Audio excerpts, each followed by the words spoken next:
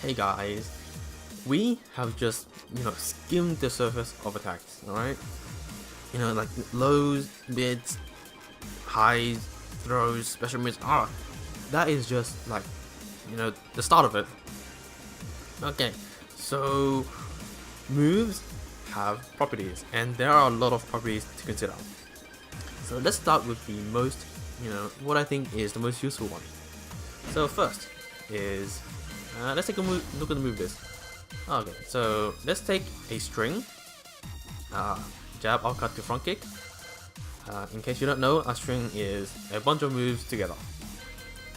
A move is just, one attack essentially. So a string like 1, 2, 4. And so if we input it here, 1, 2, 4, we get some nice damage, and they all hit. Now the thing about this string is, we're actually going against the computer, and right now the actions is stand and not set. So if we set this to be guard all, okay, and then we do the same string, you realize that the opponent gets hit by the first hit, but not by the second or third hit. Now strings like these are not true combos. A true combo, if you are looking for something, if you're looking for a string where all the moves hit, true combos are strings where all the attacks hit. And you have a few. So Mizubacho is one of them. Mizubacho, which is 2-3, is one of them. And generally when you look for an attack, like if you want to make the most of a punish, you generally want a natural combo, a true string, so to say. Unfortunately, Asuka doesn't have a true string into 12 frames, which is 2-3 or 2-1. And yeah, so when you're testing for attacks, when you're testing strings, you do want to check which moves are natural combos, which moves are not natural combos, like this. Okay, so that's not a natural combo. That's not a natural combo. That's not. Oh, that is a natural combo, but it's only one move.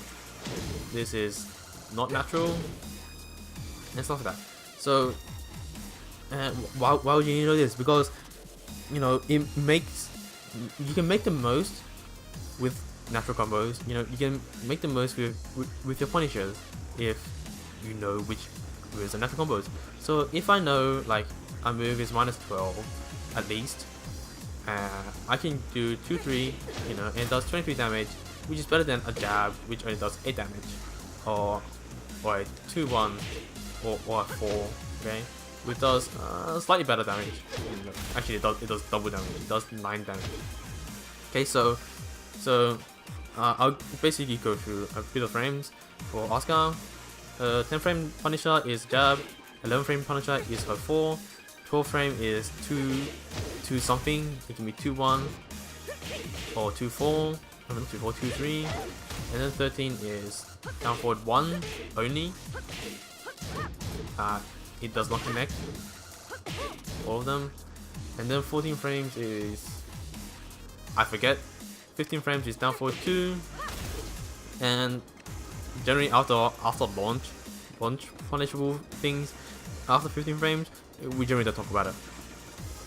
But this is another level. Like, say like jabs. Like if somebody misses, and like you want to punish, like Asuka, 2-3 has nice range, right?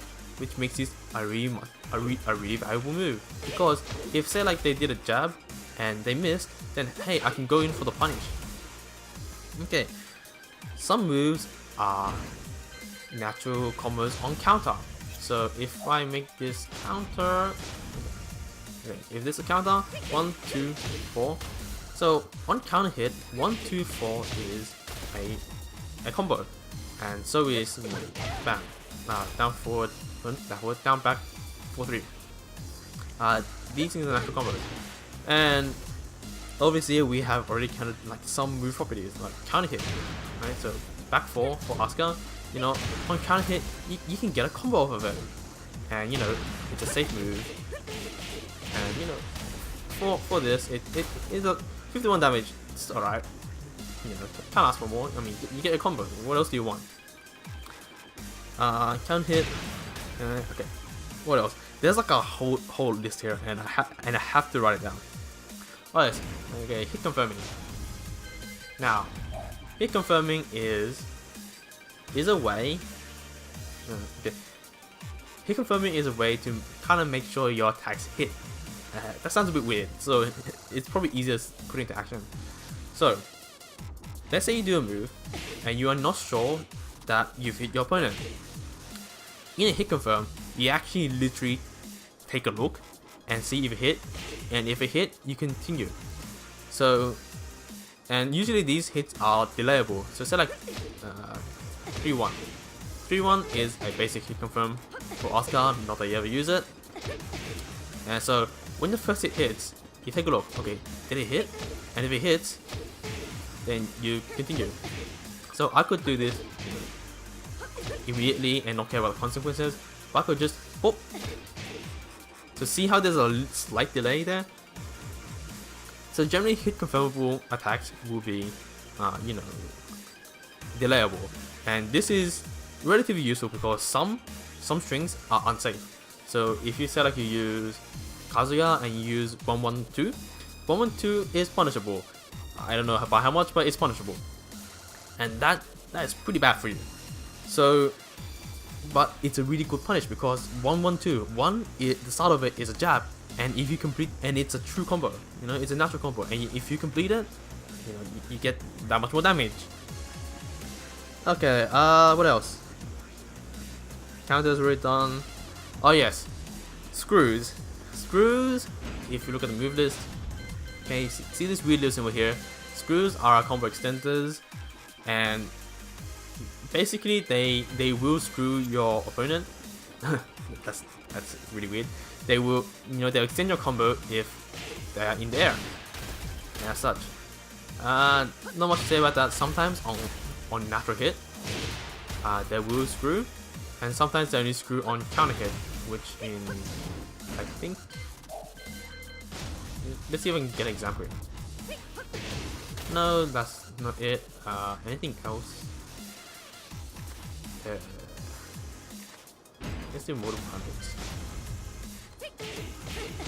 What's wrong one? Okay, so some moves will hit on, will screw naturally on counter hit. I'm not sure if Asuka has one, even though she's my waifu. Yeah, it sucks. But hey, all right. Homing moves. So homing moves. So you know how some characters will sidestep, right? Or some people when they play a character, they'll sidestep, and you miss, which is which leaves you open for a while. So to deal with sidestepping or sidewalking characters, you use a homing move, and you can see if something is a homing move by this weird blue symbol. So let's say our opponent here decides to sidestep. So pop, finish. Okay, so normally if I do a jab, I'm gonna miss, right? But if I do a homing move, wow, they're not going anywhere. So that's how homing moves are used, and yeah. Now if you expect your opponent to like sidestep something, that's when you go for a homing move. Okay, what else? Oh, power crushers. So let's take a look here. Power crushers, exerciser. So when this little symbol here, this red man with a shield, denotes a power crush, and power crushes are how should I explain this? Actually, let's see. I'll put it here first. Here we go. Bam. Okay, power crushers. So power crushers are a way of dealing with high attacks and mid attacks. So, the game is already complicated enough that you have to think about, okay, is the opponent going to do a high attack, a mid attack, a low attack, or a throw? Yes, we don't really care about special mids. And that's like 4 things we have to consider. But if a power crush will go through high attacks and mid attacks. And so essentially, you are kind of like simplifying what to expect. So you either do a high or mid, a low or a throw, and which reduces it down to 3. So power crushes were pretty much introduced to make things slightly simpler. And so if I do like something like 4-2, oh, it's not working properly. Is it? Yeah, like that. Okay, that was successful. If I do an attack and or something. Oh, alright. No, a good example. A good example would be. Let's bring out. Here we go. I guess I running slash it. So if a lot of people, like when they're far away, they like to do a running move, and this way, oh, I'm getting hit. I'm doing the move fast enough. So if you know somebody is doing likes to do a running move, and like that. Okay. So if you know somebody likes to do a running move, when they're like 50 meters away, and it's like, oh, it's like they have a high option or an mid option, or you don't really care. It's like you're expecting the move and you just want to attack them. That's when you go to your power crushes, right? So that's only one example of when to use a power crush. You can use it in like different ways as well. Like say like you do down 4-3, and then power crush. So what you're essentially doing is you are doing a move that's like minus something. I don't really care. You're doing a move that minus something, but you are still moving later, and then you're expecting your opponent to do a high or mid move, and like, okay, it's like, I don't care what you're gonna do. I'm just gonna power crush through you and hit you, because it gives you a slight advantage. You're still damaging your opponent. Now do be aware that yes, it is vulnerable to lows and to throws.